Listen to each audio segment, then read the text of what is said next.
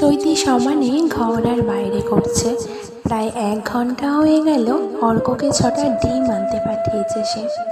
সেটা নিয়ে এখনও ছেলেটা ফিরল না। ফোনটাও নিয়ে বের হয়নি অর্ক। খুব চিন্তা হচ্ছে, ছেলেটা গেল কোথায়, এখনও কেন ফিরছে না। কিছু পরে অর্ক ফিরল। কোথায় ডিম? ছেলের হাতে তো দেখছি 2 প্যাকেট ধূপকাঠি। কি রে, ডিম কই? আনিনি, ধূপকাঠি এনেছি। অর্কের কথায় চৈতির মাথায় আগুন জ্বলে ওঠে। আনিনি মানে? ডিম না আনলে ভাত খাবে কি দিয়ে শুনি? তুই তো কোনোদিনও ঠাকুর ভক্ত ছিলি না, তো ধূপকাঠি আনতে গেলি কেন? অর্ক শান্ত কণ্ঠে বলে, মাথা ঠান্ডা করো মা, রাগ করো না। এই ধূপকাঠি আনার কারণ ফেলান। চৈতি অবাক হয়ে ছেলের দিকে তাকিয়ে বলে, ফেলান? সে আবার কে? কি বলছিস? আমার মাথায় কিছুই ঢুকছে না। অর্ক চৈতিকে খাটে বসিয়ে তার পাশে বসে, তারপর বলে, মাগো, আমার সব কথা শুনলে বুঝতে পারবে ফেলান কে। আজ যখন ডিম নিয়ে ফিরছি, তখন দেখি একটা বছর 10-এর ছেলে দেবুদের বাড়ির সামনে দাঁড়িয়ে আছে। আর জবা কাকিমা, মানে ওই দেবুর মা, জানলা দিয়ে হাত নেড়ে তাকে বলছে, না না, আমি ধূপকাঠি নেব না, তুই যা তো এখান থেকে। যত সব চোর ছ্যাঁচোর আসে জ্বালাতে, সামনেই পুজো, এই এদের ঘুরঘুরানি এবার বাড়বে। যা, গেলি না এখান থেকে। বাচ্চাটা চোখ ভর্তি জল দেখে আমার খুব কষ্ট হয়। আমি আর ওর কাছে গিয়ে বলি, তুই কোথায় থাকিস, তোর নাম কি? সে বলে, সে নাকি ওই পান বস্তিতে থাকে। বাড়িতে অসুস্থ মা আর এক ছোট ভাই ভোলা আছে, আর তার নাম ফেলান।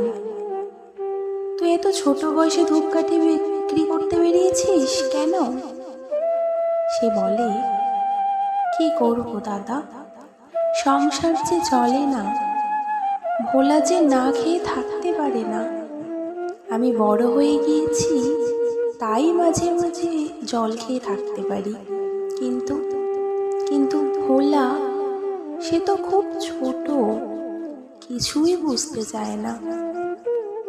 আমি অবাক হয়ে যাই ফেলানের কথায়।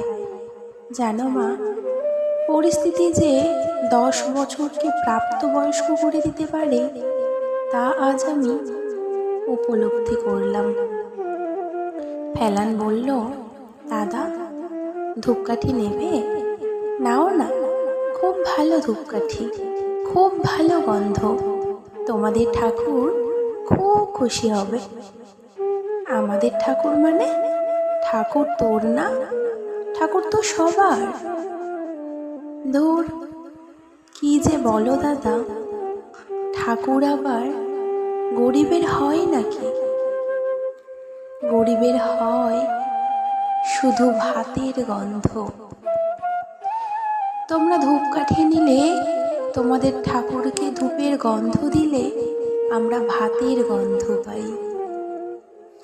ওইটুকু ছেলের মুখে এত ভারী ভারী কথা শুনে আমি তো বাকরুদ্ধ হয়ে যাই। ফেলান বলে চলেছে, নেবে না দাদা? নাও না ধূপকাঠি, আজ একটাও বিক্রি হয়নি। ভাইটা যে আজ শুধু লবণ ভাত খেতে চায় না। আজ ভেবেছিলাম 2টো আলু কিনে নিয়ে যাব। জানো দাদা, মা খুব ভালো আলু সিদ্ধ রান্না করে, ভোলা খুব খুশি হবে।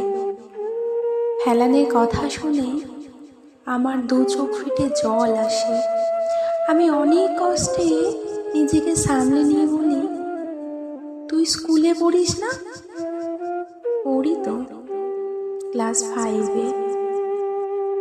ওখানে খিচুড়ি দেয়, আমি খাই, আর একটু ভোলার জন্য নিয়ে যাই। জানো দাদা, শুক্রবার করে স্কুলে ডিম সেদ্ধ দেয়, ওটা আমি মায়ের জন্য নিয়ে আসি। মায়ের যে শরীর ভালো না, ভাত রান্না করে আমাকে আর ভোলাকে সবটা খাইয়ে দেয়, নিজে জল খেয়ে থাকে। মোড়ের মাথার জগা ডাক্তার মাঝে মাঝে আমাদের বস্তিতে যায়। উনি বলেছেন, তোর মাকে একটু ভালো জিনিস খাওয়া, না হলে যে তোর মাটা মরেই যাবে। তাই আমি ডিমটা মায়ের জন্য নিয়ে আসি স্কুল থেকে। ভোলা তো বোঝে না, তাই ডিম খাওয়ার বায়না করে। মাও তেমন, কিছুতেই পুরো ডিমটা খাবে না, বলে এত বড় ডিম কি একা একা খাওয়া যায়? জানো দাদা, আমি রোজ স্কুলে যেতে পারি না। রোজ স্কুলে গেলে রোজগার কে করবে? ঘর ভাড়া যে দিতে হয় মাসে 100 টাকা। অর্কর কথা শুনতে শুনতে চৈতির চোখ গড়িয়ে জল পড়ে। অর্কর দিকে তাকিয়ে বলে,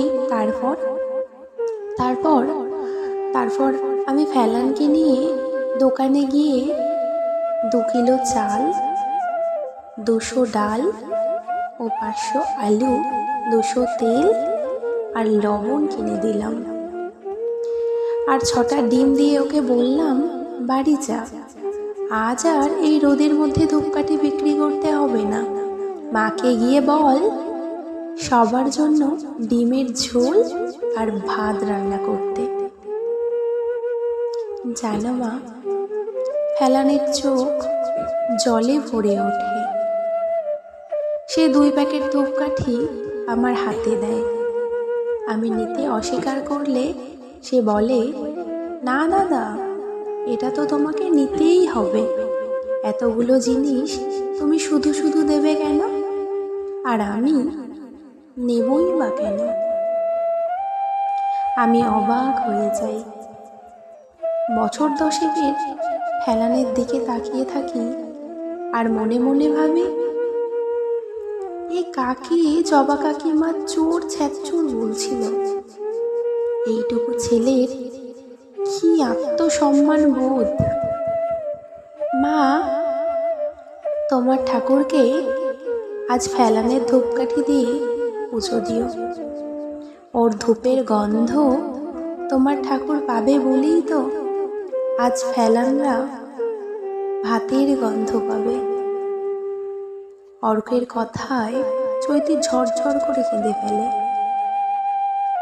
অর্ক চৈতির চোখের জল মুছে দিয়ে বলে, আমি সিদ্ধান্ত নিয়েছি ফেলানকে লেখাপড়া শেখাতেই হবে।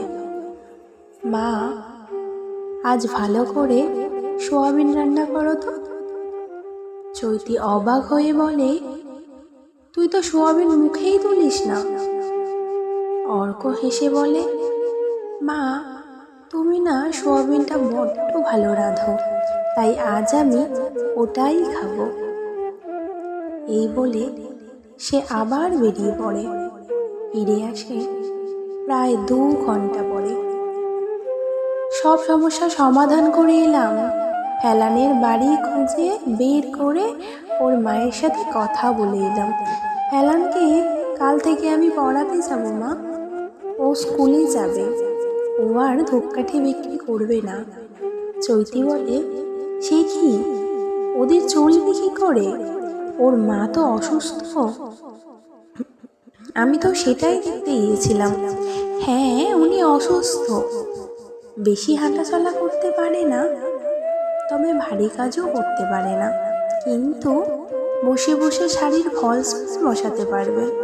ফেরার পথে কয়েকটা দোকানে কথা বলে এসেছি। ওই দোকানগুলোর এখন ফলস পার লাগানোর লোকের খুব দরকার, কারণ সামনেই তো পুজো। তোমার পুজোর শাড়িগুলো বের করে রেখো তো মা, আমি বিকালে অ্যালানকে পড়াতে যাওয়ার সময় নিয়ে যাব। চৈতি তার ডাক্তারি পাঠরত 20 বছরের ছেলের দিকে তাকিয়ে ভাবে, ছেলের মেধা আর স্বর্গীয় অভিরূপের ইচ্ছেকে ঈশ্বর ঠিক পথে নিয়ে গিয়েছেন। মানব দরদি না হলে ডাক্তার হয়ে কি হবে? আজ দেবীপক্ষের সূচনায় আনন্দে চৈতির চোখে জল আসে। তার মনে হয় একা একা ছেলেকে হয়তোবা সে সত্যি মানুষের মতো মানুষ করতে পেরেছে। একেই বোধ হয় আনন্দ অশ্রু বলে।